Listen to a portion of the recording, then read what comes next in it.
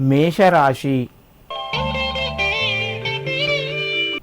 ఈ రాశి వారికి రోజు కొంత అనుకూలంగా చెప్పుకోవచ్చును. ప్రయత్నాలు ఫలిస్తాయి. సకాలంలో డబ్బు చేతికి వస్తుంది.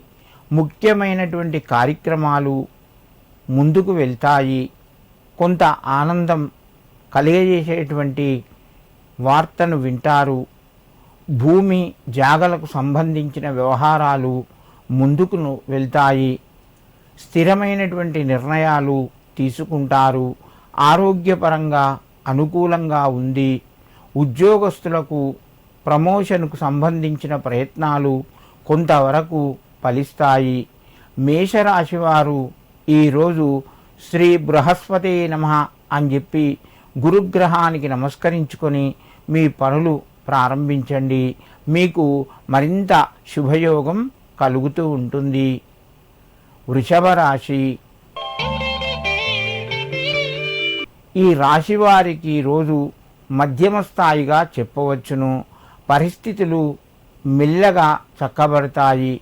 కొంచెం పనిలోపట ఇబ్బంది పెరిగే అవకాశం ఉంటుంది. శ్రమ ఎక్కువగాను ఫలితం తక్కువగాను ఈరోజు మీకు కనిపిస్తుంది. ఆర్థిక పరంగా కొంత ఇబ్బంది కూడా కలిగే అవకాశాలు ఉన్నాయి. నూతన ప్రయత్నాలు కొంతవరకు మీకు అడ్డంకులు తొలగి ముందుకు వెళ్తాయి.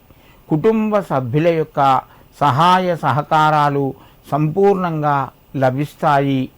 ఉద్యోగస్తులకు కొంత ఉద్యోగ బాధ్యతలు పెరిగి ఒత్తిడి కూడా పెరిగే అవకాశాలు ఉన్నాయి. ముఖ్యమైనటువంటి పనులు కొన్ని ముందుకు వెళ్తాయి. వృషభ రాశి వారు ఈరోజు శ్రీ దత్తాత్రేయాయ నమః అని చెప్పి దత్తునికి నమస్కరించుకొని మీ పనులు ప్రారంభించండి. మీకు మరింత శుభయోగం కలుగుతూ ఉంటుంది. మిథున రాశి.